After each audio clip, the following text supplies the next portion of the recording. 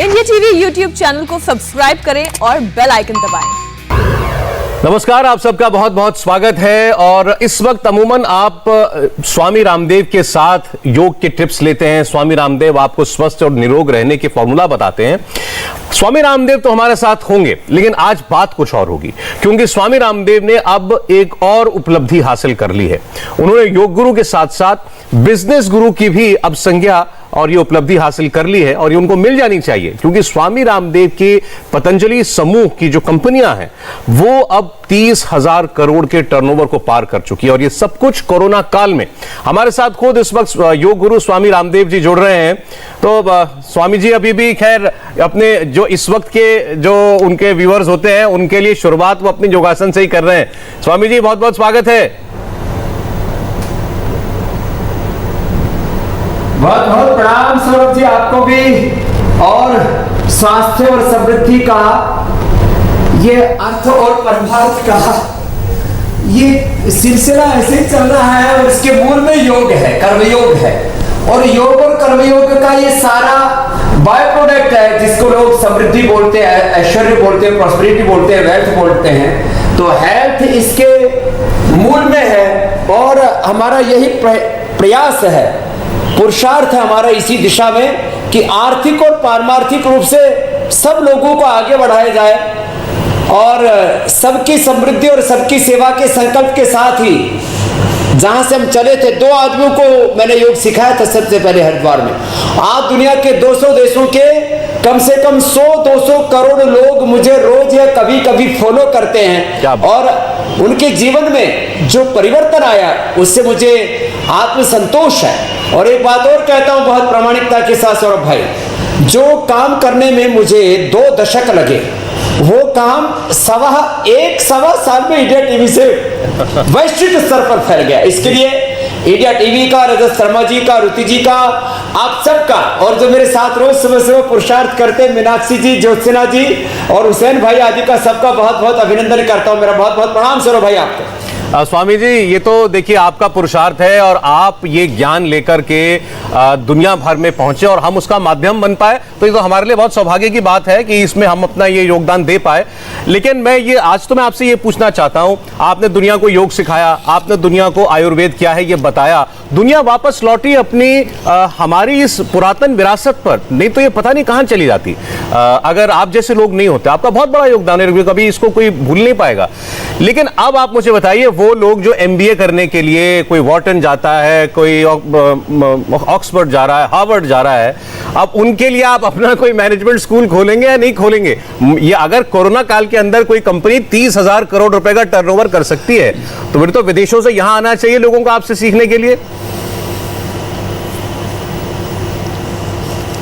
देखो, corporate governance जिसको बोला जाता है, जिसको प्रबंधन की भाषा में, मैनेजमेंट में या बिजनेस में जिसको प्रोफेशनल मैनेजमेंट बोला जाता है, ट्रांसपेरेंसी बोला जाता है, हमने जितना प्रॉमिस किया उससे ज़्यादा लोगों को डिलीवर किया। और अभी तो आप देखना, आने वाले 1-2 सालों में 0% डेट, 0% वर्किंग कैपिटल के साथ, और 2025 से लेकर के उससे भी कहीं अधिक के रिटर्न के साथ, रिटर्न ऑन इन्वेस्टमेंट के संकल्प के साथ। वैसे बोले बाबा जी ये कहाँ से सीखा आपने? मैंने कहा मैंने कई लोगों से बातचीत की। मेरा मूल विषय तो योग शास्त्र और शब्द शास्त्र है, व्याकरण शास्त्र और सांख्य योग, न्याय, वैशेषिक, वेदांत, मीमांसा, दर्शन। तो मेरे से बोला बाबा जी 0% वर्किंग कैपिटल, 0% जो है ये लोन, ये 0% इन्वेस्टमेंट के साथ कैसे बड़ा काम कर सकते हैं? अरे मैंने कहा उधार में लो, नगद में बेचो, हो गया 0% इन्वेस्टमेंट, 0% वर्किंग कैपिटल। तो ये आप ठीक कह रहे हैं। थोड़े दिनों में जो इस पूरे प्रबंधन के मूल में जो हमारी प्राणभूत सत्ता है, पूज्य आचार्य बालकृष्ण जी का भी अभिनंदन करते हैं। जी, और वो भी आपको बहुत प्रेम करते हैं सौरभ जी, वो भी मेरे साथ आ गए हैं। और अब मैं आपसे कह रहा हूं कि लोग योग के साथ उद्योग की शिक्षा दीक्षा लेने के लिए, माने बिजनेस मैनेजमेंट के लिए भी, रिसर्च के लिए भी, एग्रीकल्चर के लिए भी और IT के भी, ये तो हमने अपनी प्रेस में बताया नहीं था, वो तो आचार्य जी उसका भी खुलासा करेंगे। आईटी में भी देश की बहुत बड़ी कंपनी हमने बना करके खड़ी कर दी। और आज पतंजलि का, रुचि सोया का जितना भी हमारा इंटरनल सिस्टम है वो सारा का सारा अपनी आईटी टेक्नोलॉजी के ऊपर चलता है। उसके बारे में भी आचार्य जी से मैं कहूंगा 2 शब्द जरूर बोलेंगे। तो ये जो पूरा प्रकल्प है सौरभ भाई, इसमें योग मूलक उद्योग तो है ही, और मैं तो देश के लोगों से आह्वान करता हूं। पूज्य आचार्य बालकृष्ण जी के पिताश्री एक चौकीदारी करती थी। मेरे जिस घर में मैंने जन्म लिया वहां 3 एकड़ 4 एकड़ जमीन के ऊपर और पूरा परिवार का पालन पोषण चलता था। हमने ये पूरी जो यात्रा शून्य से आज जिस शिखर पर लोग देख रहे हैं, इसके पीछे एक ही था, विकल्प रहित संकल्प, अखंड प्रचंड पुरुषार्थ। अपना काम पूरी शिद्दत से, ईमानदारी से करना है। तो जो अभी नहीं दिख रहा है वो भी बहुत कुछ पतंजलि में हो रहा है। पूज्य आचार्य जी 1 मिनट अपनी बात कह लें, फिर मैं अपनी बात को आगे बढ़ाता हूँ। जी जरूर जरूर। जी सरदेश स्वामी जी तो बता ही रहे हैं, पहले प्रतिदिन भी इंडिया टीवी के माध्यम से बताते हैं। मैं तो इतना ही बताना चाहता हूँ कि जो सामने दिखता है वह तो दुनिया को दिखता है, पर उसके पीछे एक बहुत बड़ा पूरा सिस्टम काम कर रहा होता है। वो पीछे का सिस्टम जितना आपका स्ट्रॉन्ग होता है उतना ही फ्रंट वाला जो पार्ट है आपका वो बहुत सुंदर होता है। तो जैसे सरदेश स्वामी जी ने कहा कि जब जीएसटी लागू हो गया, जीएसटी लागू होने के बाद में जब पूरा जो डिस्ट्रीब्यूशन मैनेजमेंट है, विभिन्न कंपनियों को कई चीज़ें हटनी शुरू, मतलब गड़बड़ा गया, तो पतंजलि में भी उसका इम्पैक्ट पड़ा था। पर उसी समय पर हमने सोचा कि जो आईटी सोल्यूशन है वो हमको बेहतरीन बना करके हमको काम करना है। तो उस समय पर पूरी टीम को लगा करके एक तरह से हमने स्टार्टअप में आईटी कंपनी शुरू करी। आज पतंजलि के पास 9 पेटेंट हैं और पूरा जो इंटरनल सिस्टम है जो हमको छोड़ करके एसएपी बाकी सारी चीज़ें, सारी ईआरपी हो, पॉस हो या डीएमएस हो या फिर उसके अंदर और भी जितने भी हमको लॉयल्टी प्रोग्राम्स वगैरह हो, चाहे हमारा अभी ऑनलाइन सेल परचेज वाला सिस्टम हो, सभी चीज़ें हमारी इंटरनल हैं जो हमने बना करके काम किए। तो उसकी वजह से हमको आज सभी गतिविधियों को करने में सुविधा। ऑनलाइन पूरा स्टॉक है, ऑनलाइन पूरा सेल है, ऑनलाइन अभी अपने स्वदेशी समृद्धि कार्ड माने हमारी करीब जो है 100 से 200 करोड़, 100 से 150 करोड़ रुपए की सेल अभी हम लोग स्वदेशी समृद्धि कार्ड के माध्यम से करते हैं। उसको भी 1 करोड़ तक मेंबर बनाने का हमारा लक्ष्य जो करीब 20 लाख है। हमारा लक्ष्य आने वाले 2025 में, तो हम बोले ही नहीं पाए प्रेस में, कि हम करीब 1000 करोड़ रुपए की तो कंफर्म सेल पहले से ही कर ले। उसके लिए हमने एक लॉयल्टी प्रोग्राम चलाया है, स्वदेशी समृद्धि, 5 लाख रुपए तक का बीमा, और उसमें 10% से लेकर के पतंजलि के अलग अलग प्रोडक्ट्स पर 50% तक की छूट, और उसके माध्यम से बहुत बड़ा समूह हमारे साथ में जुड़ा है जो किसी कंपनी के पास स्ट्रेंथ नहीं। आज 1000 से ज्यादा प्रोडक्ट्स का पोर्टफोलियो हमें एक साथ इसमें ये तो आपको बताने की जरूरत ही नहीं है स्वामी जी, आपके प्रोडक्ट्स जो हैं दुनिया भर में विख्यात हैं और लोग उनका रोजाना अपने अलग अलग जीवन के आयामों में उनका इस्तेमाल करते हैं। लेकिन जब भी पतंजलि की बात होती है तो मैं, और आपसे जब मैं बात कर रहा होता हूं तो हमेशा मैं वो बात कहता हूं कि जो लोग कहते हैं कि स्वामी रामदेव 30,000 करोड़ रुपए के मालिक हो गए, तो उनको ये पता चलना चाहिए कि ये जो 30,000 करोड़ रुपए का रेवेन्यू है इसका होता क्या है। क्योंकि लोगों के मन में धारणा आपको पता है क्या है कि भाई कोई कंपनी का मालिक होता है तो करोड़ों की तो उसकी तनख्वाह होती है, वो सारा पैसा उसी का हुआ। पतंजलि का पैसा कहां इस्तेमाल होता है ये लोगों को पता चलना चाहिए। देखो, पूज्य आचार्य बालकृष्ण जी मेरे बगल में खड़े हैं सौरभ भाई। ये पतंजलि के एमडी हैं, रुचि सोया के चेयरमैन हैं, और मैं तो एक चलता फिरता फकीर हूँ, without any designation, without any salary. I am working 365 days, no rest, no holiday 45 सालों से। तो हमारा 2 शब्दों में मैं कहना चाहूँगा, ये जो संस्कृति मूलक समृद्धि, अभ्युदय निश्रेष जिसको हमने बोला, जिसके लिए मैं प्रयोग किया कि आर्थिक और परमार्थिक की जो ये पूरी प्रगति, और इसमें पुरुषार्थ करेंगे तो अर्थ आएगा।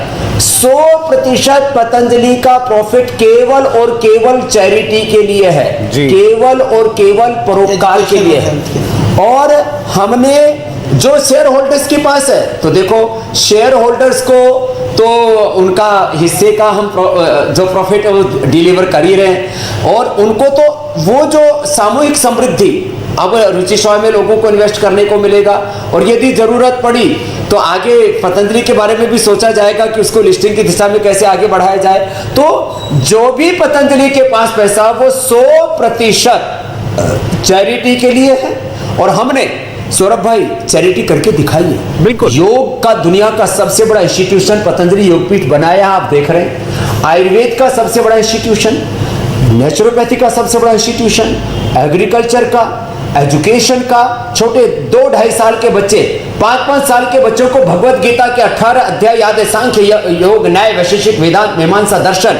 एक एक बच्चे को जिसकी 5-7 साल की उम्र, उनको 10-10, 15,000 सूत्र मंत्र, और उनको फिर इंग्लिश, स्पेनिश और मैड्रिन चाइनीज और अलग अलग फ्रेंच, जर्मन आदि भाषाएं हम लोग सिखाते हैं। माने सनातन ज्ञान नूतन अनुसंधान के साथ गुरुकुल, आचार्य कुलम, विश्वविद्यालय, भारतीय शिक्षा बोर्ड, तो सारा का सारा हमारा ये पैसा हेल्थ में, एजुकेशन में, रिसर्च में, किसानों के उत्थान में 100% प्रॉस्पेरिटी फॉर चैरिटी, जो ट्रस्टीशिप का सिद्धांत है, अर्थ परमार्थ के लिए, समृद्धि सेवा के लिए, इसी के लिए पूरा पैसा है। स्वामी मैं बस स्वामी जी यही बात जो है एक बार फिर आपके माध्यम से लोगों तक पहुंचाना चाह रहा था ये सब पैसा देश का, व्यवसाय भी अगर किया जाता है, अगर कोई इतनी बड़ी इंडस्ट्री भी खड़ी कर सकता है, तो वो भी केवल और केवल परमार्थ के लिए, केवल और केवल चैरिटी के लिए, सामाजिक उत्थान के लिए इस्तेमाल करने के लिए बनाई जा सकती है। ऐसा नहीं कि अगर कोई आदमी स्वाध्याय करके मेहनत से अगर कोई एक इंडस्ट्री खड़ी कर रहा है तो केवल पैसा अपने लिए कमाने के लिए कर रहा है। 2 उदाहरण इस वक्त स्क्रीन पर आपके सामने,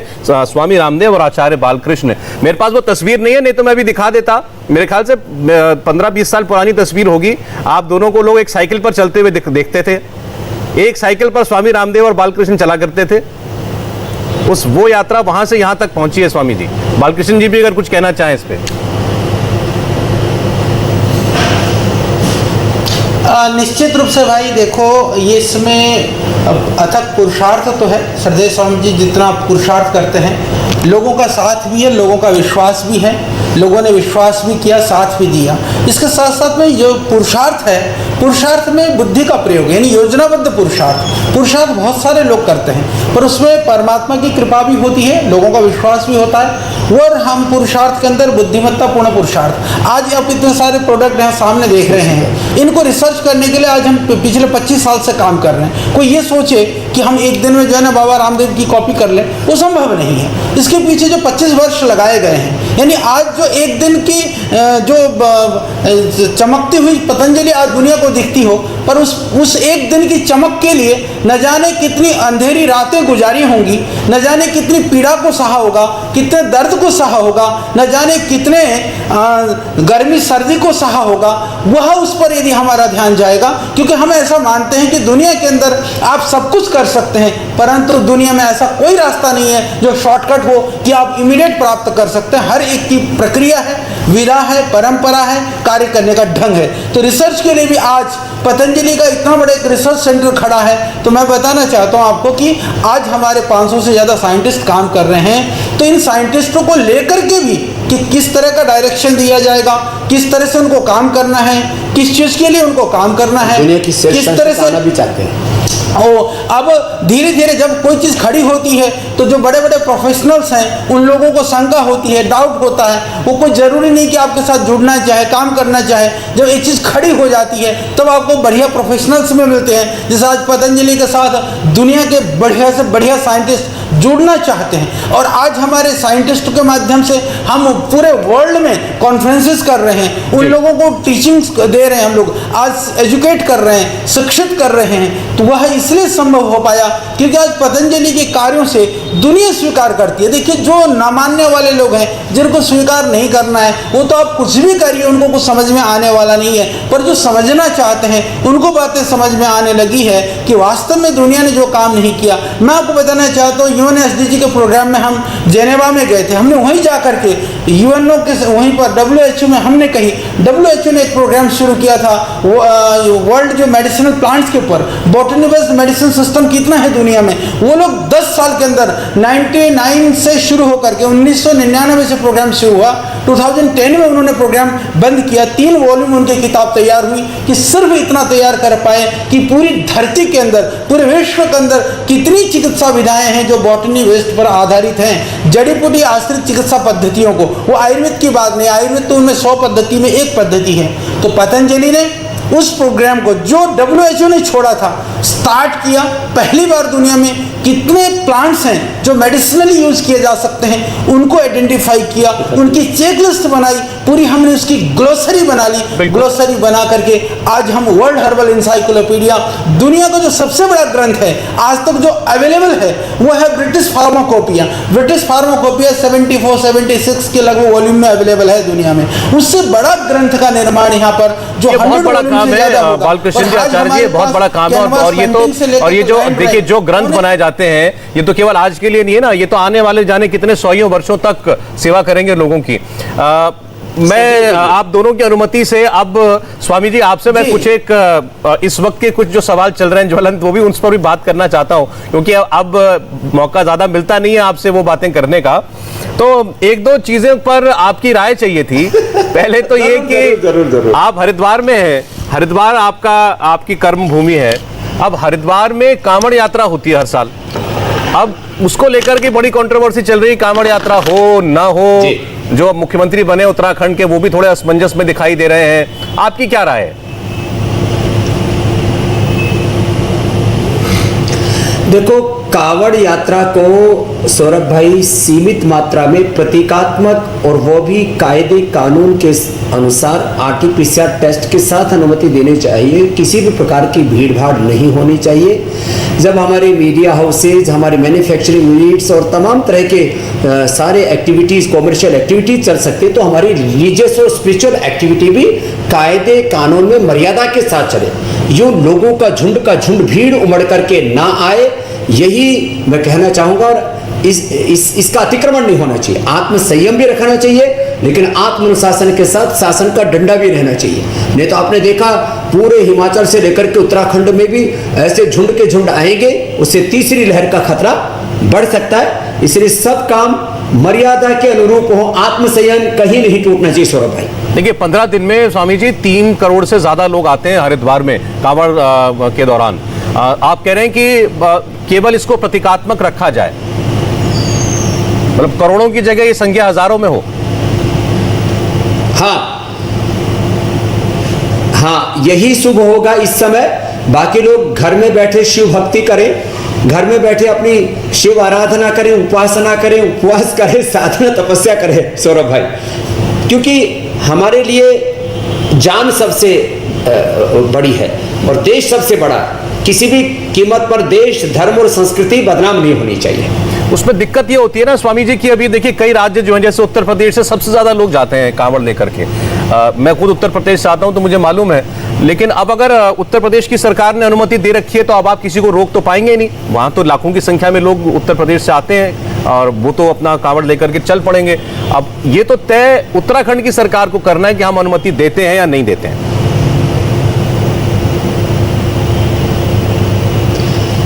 हाँ, निश्चित रूप से उत्तराखंड की सरकार भी संवेदनशील है। आदरणीय हमारे धामी जी भी, योगी जी भी सब इस बारे में संवेदनशीलता के साथ ही विचार करेंगे। और ये कोई सांप्रदायिक मुद्दा नहीं है, यह विशेष रूप से एक हमारा धार्मिक आध्यात्मिक पर्व है और उसकी मर्यादा आज देखा हमने कोरोना काल में मंदिरों में 5-5, 10-10 लोगों की भी अनुमति दी गई तो लोगों ने उसको माना और आत्मानुशासन रखा। अभी क्योंकि कोरोना काफी जो है कम हो चुका है, बादल छट चुके हैं संकट के, तो लोग थोड़े से जो है बेकाबू से हो जाते हैं, आत्मनियंत्रण खो देते हैं। वो नहीं खोना चाहिए और हमें अपने आत्म धर्म के साथ, अपने अध्यात्म धर्म के साथ राष्ट्र धर्म का ध्यान रखना चाहिए। यही आह्वान करूंगा मैं सबसे सौरभ भाई। मुझे लगता है आपने बहुत अच्छी बात की आचार्य जी, और ऐसा ही होना भी चाहिए।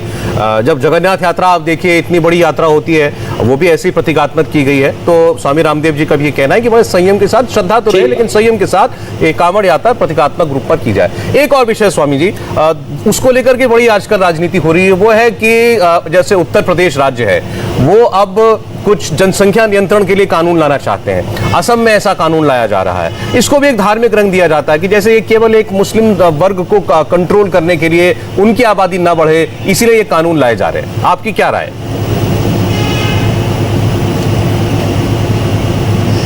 देखो सौरभ भाई, जनसंख्या नियंत्रण होना ही चाहिए, ये तो हर एक विवेकशील व्यक्ति सहमत होगा।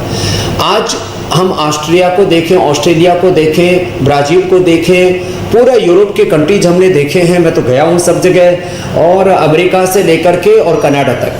अमेरिका, कनाडा, ब्राज़ील, ऑस्ट्रेलिया, इन देशों की आप ज़मीन देखेंगे, भूभाग देखेंगे तो वो है भारत से 2 से 3 गुना, और आबादी 2-3 करोड़, किसी की 5-10 करोड़। और अमेरिका जैसा जो देश है या ब्राज़ील जैसे देश है, तो वहाँ सारी दुनिया की आबादी, माने इन बड़े देश जो हमने बताए उन सब की आबादी कुल भारत की आबादी से कम है। 3 से 30 करोड़ तक की में पूरे इन बड़े बड़े देशों की आबादी सिमट जाती है अमेरिका से। हमारे यहाँ पर उनसे 3 गुना कम जमीन, बिल्कुल, और एक उनसे 5-5 गुना, 20-20 गुना, 30-30 गुना, 50-50 गुना ज्यादा आबादी। ये तो हद होती है किसी भी चीज की। जमीन आप बढ़ा नहीं सकते, संसाधन, एयरपोर्ट्स, आप एजुकेशन, हॉस्पिटल,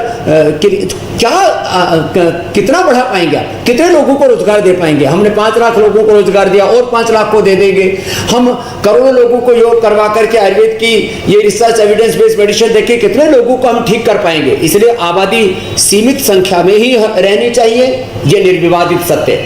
अब इसके लिए जागरूकता अभियान चलाएं, लोगों को एजुकेशन दें, लोगों को समृद्धि दें, क्योंकि गरीबी और अशिक्षा से भी आबादी बढ़ती है। दूसरी बात जो है, इसके लिए अलग अलग प्रकार के जागरूकता अभियान चले, मैं उससे सहमत हूं। लोग आत्मसंयम बरते, मैं सहमत हूं, लेकिन आत्मशासन के बिना शासन भी जरूरी है। कुछ लोग सोचते ही नहीं, 5-5, 10-10, 15-15, 20-20 बच्चे पैदा कर लेते हैं, और ये किसी मजहब से जुड़ा हुआ विषय नहीं है। मैं वापस कहूंगा, यह राजनीतिक टॉपिक नहीं है, यह नितांत रूप से राष्ट्र हित का मुद्दा है, राष्ट्र के भविष्य का मुद्दा है।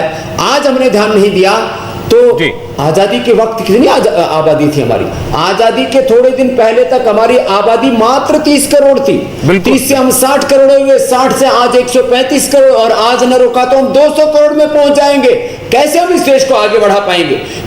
एक देश के नागरिक का गौरव तभी देश के नागरिक को मिलता है जब वो राष्ट्र साधन संपन्न होता है, शक्ति संपन्न। मुझे लगता है आपका संदेश जो है, और जिस भावना और शब्दों में आपने कहा है, ये पहुंचेगा और लोगों के दिलों तक पहुंचेगा। और मुझे लगता है कि जो भी सरकारें कोशिश कर रही हैं इस दिशा में, उनका साथ देना चाहिए, उनको बल मिलेगा आपके इन वचनों से। और मैं एक बार फिर आप दोनों को बहुत बहुत बधाई देता हूं, आचार्य जी को भी, स्वामी जी आपको भी। ये इतना पतंजलि समूह को इस ऊंचाई तक पहुंचाने के लिए और उसके जरिए जनसेवा करने के लिए आपने जो मार्गदर्शन किया और जो उदाहरण पेश किया है, ये सब लोग, पूरा हिंदुस्तान आपका याद रखेगा। बहुत बहुत धन्यवाद स्वामी रामदेव जी का और आचार्य बालकृष्ण जी का।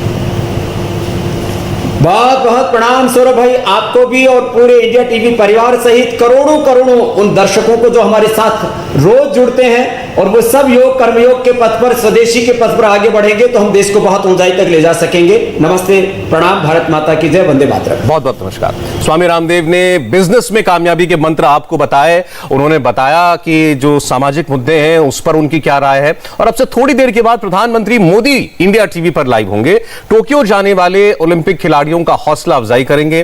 प्रधानमंत्री मोदी का खिलाड़ियों को जीत का मंत्र जरूर देखिए, आपसे थोड़ी देर के बाद शाम 5 बजे। नमस्ते, मैं हूं मीनाक्षी जोशी। वीडियो और खबरों से अपडेट रहने के लिए India TV YouTube channel subscribe करें, बेल आइकन दबाना ना भूलें। जुड़े रहें इंडिया टीवी के साथ।